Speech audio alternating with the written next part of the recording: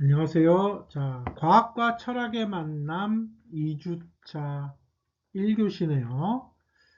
1주차 때 우리는 과학과 철학의 만남, 대화, 그게 가능할까에 대해서 이야기를 했습니다. 내용들 기억하시죠? 과학과 철학은 그 근원에서 동일하며 질문의 방향성이 동일하다. 근원에서 같다는 게 뭐지? 어떻게 질문이 같을 수 있었지? 그래서 역사를 거슬러 올라가 봤더니 고대 그리스의 철학과 과학 철학은 동근원적인 요소가 있더라. 그래서 그 역사의 흐름들을 통해서 고대로부터 근대 과학혁명 이전까지 어떻게 세계와 우주를 이해해 왔는지를 플라톤과 아리스토텔레스를 중심으로 살펴보았고요. 플라톤과 아리스토텔레스의 사상은 그 이전 고대 그리스의 자연 철학자들의 수많은 또 중요한 논쟁들의 종합이었음을 살펴보았습니다. 그리고 그 아리스토텔레스의 우주관을 근거로 해서 프톨레마이오스가 지구 중심설 혹은 천동설을 기하학적으로 수학적으로 정리해냄으로써 천동설 혹은 지구 중심설이 근대 과학 혁명의 시기 이전까지 지대한 영향을 미쳤음을 살펴보았어요. 물론 1주차 핵심적인 내용은 그거였습니다. 과학과 인문학은 대화, 만남이 가능하다. 2주차인 이번 시간에는 다른 질문을 하려고 그래요. 그러면 무엇이 과학을 과학되게 하는 걸까? 과학이 뭐지? 이 질문이죠. 과학이 뭘까? 여러분, 어떤 대답을 여러분들은 갖고 계시나요? 자, 이 질문에 대한 답을 함께 찾아가 보려고 합니다. 아주 큰 의미에서의 과학이란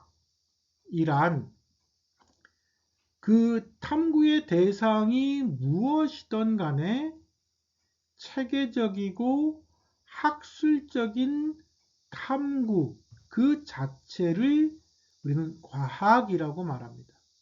그러니까 과학은 단순히 우리가 말하는 자연과학문이 아니라 인문과학도 있잖아요. 그죠? 자연과학, 인문과학 뭐 등등 진리를 향해 나가는 모든 합리적인 시스템을 의미합니다. 그 중에서 우리의 과목에 소속되는 그러면 자연과학, 그 과학은 뭐야? 이게 사실은 상당히 대답하기가 난해하죠. 여러분, 과학이 뭐예요? 이 질문에 대한 답을 찾기 전에 이런 질문을 고민해 봅시다. 의자가 뭘까요? 의자 다 아시잖아요? 의자가 뭐예요? 라고 질문하면 여러분 어떻게 대답하시겠어요? 음, 사람이 앉기 위해 만들어낸 도구 혹은 기구 혹은 물질 뭐 이렇게 표현할 수 있겠죠? 틀린 정의는 아닙니다. 그러나 다시 한번 생각해 보면요. 꼭 맞는 정의인가 싶어요. 의자를 단순히 우리가 앉을 수 있는 물건이라고 정의하면 인간은 의자에만 앉진 않거든요. 침대에도 앉고 여러분 캠퍼스에도 앉고 계단에도 앉고 뭐 복도에도 앉고 많이 앉잖아요. 그러면 계단도 의자일까요? 복도도 의자인가요?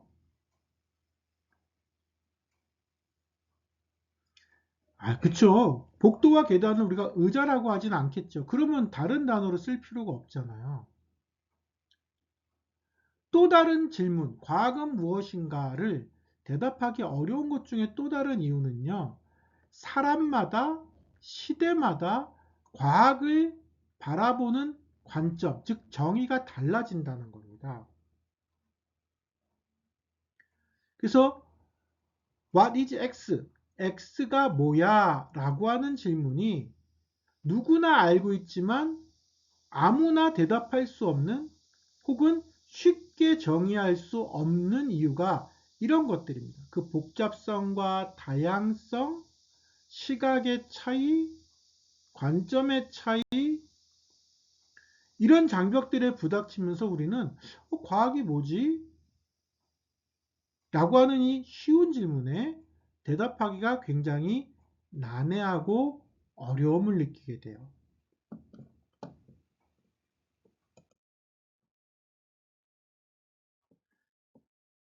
과학을, 진리를 탐구하는 방식, 큰 의미에서요, 라고 얘기한다면 진정한 참된 진리를 우리는 어떻게 인식하고 구분할 수 있을까요? 이 질문을 이미 고대 그리스 사람들이 제시했어요. 그 사람들은 에피스테메와 독사라고 하는 두 개의 인식 방법을 구분해서 설명하기 시작합니다. 단순한 의견이나 주관적인 신념을 독사, 여러분 교과서에는 때때로 억측이라고 표현되어 있기도 합니다. 불분명한 주관적, 개인적 의견이나 견해를 독사라고 해요. 이것은 말 그대로 주관적 혹은 불분명하기 때문에 객관적이고 명확한 의미에서의 지식, 진리, 탐구에는 문제가 있는 거죠. 그러면 올바른 지식 탐구를 해서 우리 필요한 거는 독사가 아니라 에피스테메, 즉 정당한 근거를 갖춘 객관적인 지식 혹은 인식 체계를 말합니다. 그럼 우리가 과학은 뭐야 했을 때 광범위한 의미에서의 과학은 진리를 추구하는 다양한 연구라고 했고 그 진리를 추구할 때 우리에게 필요한 진리 인식의 방식은 독사가 아닌 에피스테메이므로 에피스테메는 이후 과학의 원형 혹은 진리를 탐구하는 인식의 방법으로 이해되기 시작했어요. 과학이 뭐야? 라고 하는 질문에 대한 근대적인 답변은요, 실험과 관찰입니다. 실험은 누가 어디서 하느냐에 따라 변화하지 않아요. 동일한 조건에서 동일한 실험을 했을 때 한국에서 한 실험이나 미국에서 한 실험이나 일본에서 한 실험이나 중국이나 유럽에서 한 실험이 결과의 값이 같아야 되죠. 즉, 실험과 관찰은 객관적인 그리고 논리적인 토대에 기초한 사고의 결론이에요. 그러니까 실험은 쉽게 설명하면 주관적 사유, 독사에 의존하는 것이 아니라 눈으로 관측하고 관찰하고 실험이라고 하는 객관적 사실을 통해 증명할 수 있는 에피스테메의 역할을 했던 겁니다. 그래서 코스모스라고 하는 위대한 많은 사람들이 알고 있는 그 책을 쓴 칼 세이건이 다른 책, 유령이 혹은 악령이 출몰하는 세상이라고 하는 책에서 이런 말을 합니다. 물리학과 형이상학에는 차이가 있다는 겁니다. 물리학은 우리가 말하는 자연과학일 수 있고요. 형이상학은 철학일 수는 있겠죠. 그러니까 물리학자에게는 뭐가 있어요? 실험실이 있고 형이상학자에게는 실험실이 없다는 겁니다. 즉 물리학과 형이상학의 결정적인 차이는 뭐예요? 검증할 수 있는 공간과 도구가 있느냐 혹은 없느냐가 결정한다는 겁니다. 즉 검증할 수 있는 객관성을 담보하고 있는 것을 우리는 과학 혹은 과학의 정체성이라고 정의하자는 거죠.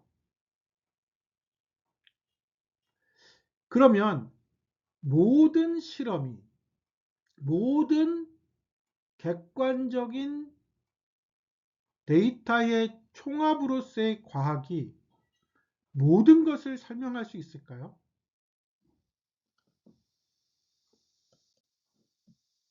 유감스럽게도 그렇지는 않아요. 예를 들면 우리는 우주의 기원을 빅뱅 이론으로 설명하고요.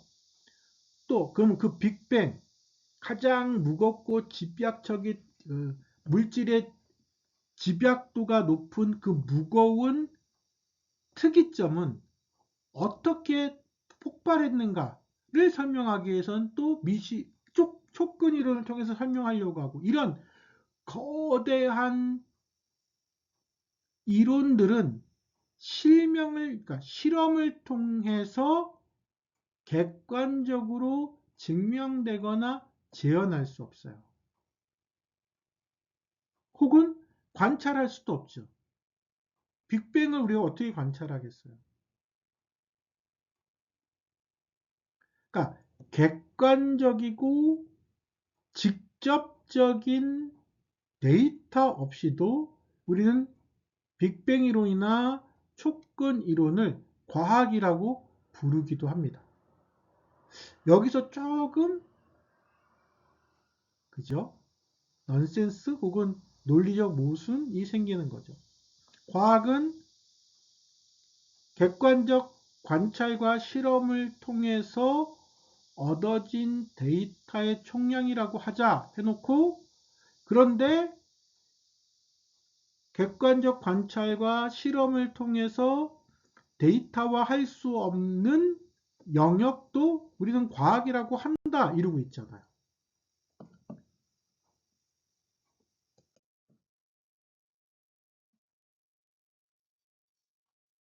그래서 우리는 질문을 두 가지로 나눠서 이야기해야 됩니다. 하나는 과학적 질문이고요. 또 다른 것은 메타적 질문이에요. 다시 설명할게요. 1교시 때 우리는 과학은 왜를 질문하고 그 왜라고 하는 질문에 대한 답, 즉 객관적 진리를 탐구하는 것을 과학이라고 합니다. 그리고 그 과학을 자연과학이라고 하는 관점에서 이해하면 실험을 통한 혹은 객관적 관찰을 통해 증명 가능한 어떤 사실만을 과학이라고 한다고 했어요. 그런데 어떤 것들은 객관적인 관찰과 실험을 통한 증명이 불가능해도 과학이라고 합니다. 과학은 결국은 질문에 대한 대답의 방식일 텐데 그 방식이 혹은 그 질문이 두 가지라는 거예요. 하나는 과학적 물음이 있어요.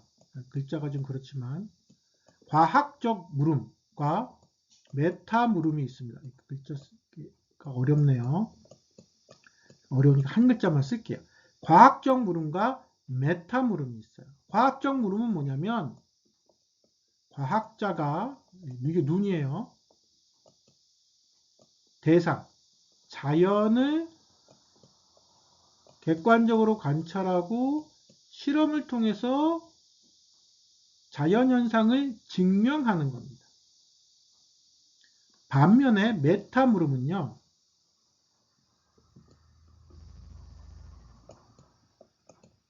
과학자가 이 과학적 물음 전체를 관찰하고 이 과학의 방법과 데이터가 과학적인가를 설명하고 증명하는 겁니다. 그러니까 우리가 일반적으로 알고 있는 실험을 통한 객관적 혹은 객관적 관찰과 실험을 통한 데이터를 과학이라고 할 때 그 과학은 과학적 물음에 대한 과학적 탐구의 방식이고요.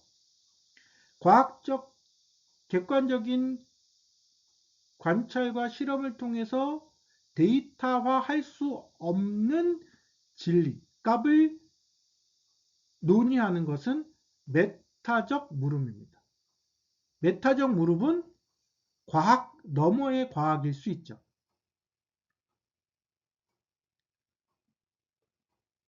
자, 정리를 하면요. 질문의 형식, 과학이 질문하는 질문의 형식을 둘로 나누자. 하나는 과학적 물음과 또 다른 것은 메타적 물음이다. 과학적 물음은 자연을 관찰하고 실험하는 거다. 메타 물음은 과학적 물음과 진리 추구의 방식에 대한 질문과 객관성을 관찰하고 증명하는 방식이다. 즉 메타 물음은 사실 철학에 가깝습니다. 그래서 메타적 물음은 과학 철학의 영역이 돼요. 이 그림에는 지금 과학을 향한 질문, 즉 과학적 질문만이 묘사가 되어 있지만 그 너머의 과학 철학적 방법론이 메타 물음이 있기 때문에 이 수업은 저희 수업은 메타적 물음을 질문한다 이렇게 보시면 돼요. 그러니까 과학적 물음 혹은 그 탐구의 방식이 올바른가에 대한 즉 과학적인 것은 무엇인가 과학이란 무엇인가에 대한 질문입니다. 좀 길게 설명이 됐네요.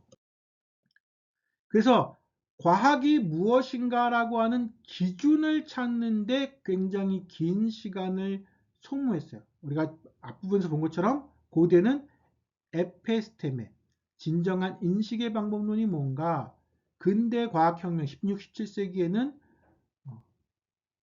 귀납법적인 객관적 관찰과 실험의 결과를 통해서 참된 진리를 설명할 수 있었다고 믿었던 베이컨 등 데카르트 등등의 시대. 그리고 20세기 초중반 혹은 그 이후에는 메타적 물음이 중심적인 물음이 돼요. 즉 과학적이란 것은 무엇인가 라고 하는 거죠. 그래서 무엇을 과학이라고 할 수 있는가 라고 하는 질문에 대한 답, 과학의 객관적인 기준을 어떻게 세워갈 것인가에 대한 물음들이 20세기 이후의 문제들입니다. 그 문제를 추동해낸 게 오스트리아의 빈 학파 혹은 빈 슐레라고 불리우는 연구 모임이었습니다. 이 부분은 다음 시간이 좀 지나가면 한 4주차, 5주차 때부터 다시 구체적으로 설명을 드릴 테니까 이렇게만 간단하게 설명드리고 넘어갈게요. 비낙파는 20세기의 수많은 과학적 발전, 예를 들면 아인슈타인이라든가 양자역학이라든가 즉 빅뱅 이론이나 혹은 촉근 이론 등 객관적인 관찰과 실험을 통해서는 증명할 수 없는 과학적 요소들, 즉 메타적 물음에 대해서 어떻게 그것을 과학이라고 우리가 이야기할 수 있는가를 논의했어요. 그리고 그 논의의 결과가 뭐였냐면 논리 실증주의 혹은 논리 경험주의입니다. 논리 실증주의를 우리 수업에서는 비낙파의 결과물로 논의하겠습니다. 논리실증주의란 뭐냐? 과학을 과학되게 하는 것은 첫 번째 논리적인가? 즉 수학적 이성을 통해서 논리적으로 증명 혹은 설명할 수 있는가 하는 겁니다. 두 번째는요. 실제적으로 증명할 수 있는가? 즉 인간이 경험을 통해서 어떤 사실 X를 증명할 수 있는가? 이 두 가지가 충족될 때에 그것을 우리는 과학적인 것 혹은 과학적 지식이라고 하자라고 합의를 하게 돼요. 그러니까 첫 번째 질문이 그거였잖아요. 과학적인 것이란 무엇인가? 우리는 과학을 어떻게 설명할 건가? 어렵습니다. 그래서 이런 논의들, 고대는 인식의 방법에 대해서, 근대는 방법론, 귀납법이냐 연역법이냐 등의 방법론에 대해서, 그런데 그러한 객관적인 관찰과 실험을 통해서 증명되지 않는 사실, 즉 과학적 질문이 아닌 메타적 물음이 대두됐다. 20세기에. 그래서 20세기의 과학 철학자들은 그러면 과학을 어떻게 정의할 것인가를 논의했고 그것을 논리실증주의라고 하는 하나의 사상체계로 구성해냈는데 그 핵심은 수학적 이성을 통한 논리적 설명과 우리의 감각을 통한 경험을 통한 증명 가능성으로 이야기했다는 겁니다. 이 부분도 천천히 더 자세히 살펴볼 거니까요. 이 정도에서 일단 선 이해를 가지시는 거로 마무리를 짓도록 하겠습니다. 그러면 도대체 과학적인 것은 무엇인가 라고 하는 사실을 정의하는 것은 매우 중요했겠죠. 그래서 비낙파에 참여했던 학자들은 매우 엄격하게 과학적 명제들을 진짜 지식이 되려고 그 참임을 어떻게 설명할 수 있는가를 고민했고 그것을 논리와 경험 두 가지로 설명했다라고 말씀드렸잖아요. 그래서 수학적으로 완벽히 어떠한 명제가 예를 들면 모든 백조는 하얗다라든가 총각은 결혼하지 않은 남자다 라고 하는 명제가 있을 때 그 명제가 논리적으로 증명되는가 혹은 실제 현실에서 관찰되어지는 것인가를 기준으로 삼았다는 거죠. 이 두 가지의 나머지는 뭐다? 형이상학이라고 치부하고 형이상학은 무의미한 것으로 배격하기 시작합니다.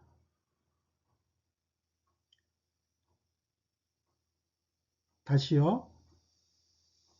논리적으로 증명되지 않거나 경험적으로 관찰되지 않는 명제들은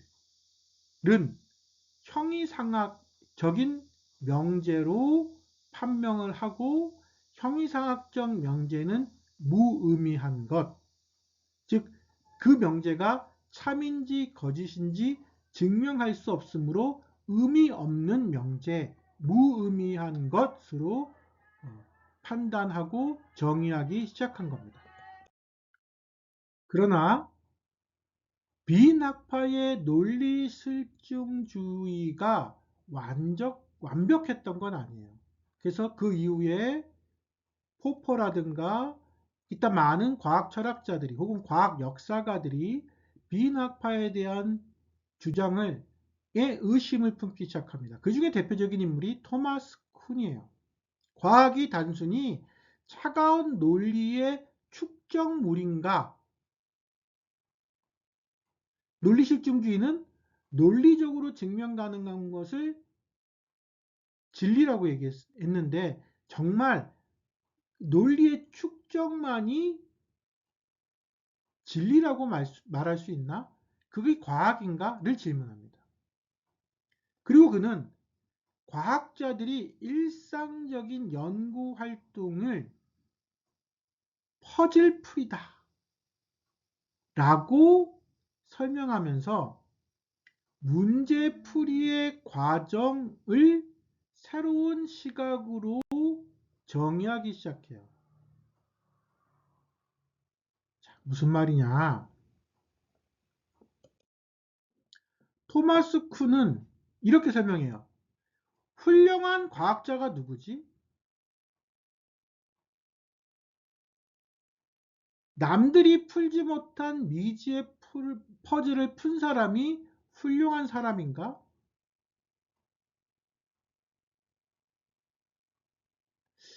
뭐 그것도 틀린 건 아니지만 이미 풀린 문제라도 기존보다 훨씬 명쾌하고 세련된 방식으로 문제를 풀어내는 사람이 있다면 그 사람도 훌륭한 과학자가 아닐까? 즉, 과학은 문제를 해결해 나가는 인간의 활동인 거지 논리의 축적물은 아닐 거다. 중요합니다. 과학은 단순한 논리의 축적물이 아니라 문제를 해결해 나가는 모든 인간의 활동을 우리는 과학이라고 하자. 그리고 그것을 훨씬 기존보다 명쾌하고 세련된 방식으로 해결하는 사람들 혹은 해결책을 제시하는 사람들 역시 우리는 과학자라고 불러야 할 거다 라고 설명을 합니다. 그러니 과학자란 뭔가 객관적 지식의 누적적 진보인 것이지 어떠한 특정한 사실만을 과학이라고 말할 수 없다는 거죠. 즉 인류가 생각한 모든 과학의 팩트는 논리, 경험, 그리고 실험을 통해서 차곡차곡 객관적인 지식을 쌓아온 합리성의 탑이었다는 겁니다. 자, 1교시 정리해 볼까요? 과학은 무엇입니까? 라는 질문을 던졌고요. 과학은 객관성과 신뢰성을 담보하는 체계적이고 학술적인 탐구다 라고 답했습니다. 그러면 그 기준은 뭡니까? 비낙파가 말한 것처럼 즉 논리 경험주의 혹은 논리 실증주의자들이 말한 것처럼 과학의 조건을 엄밀한 논리와 경험적 관찰로 규정하자. 그럼 그게 답니까? 아니, 하나 더 더하자. 문제를 해결하는 퍼즐풀이 과정의 누적적, 점진적 누적의 결과를 과학이라고 하자. 2교시 때 뵙도록 하겠습니다.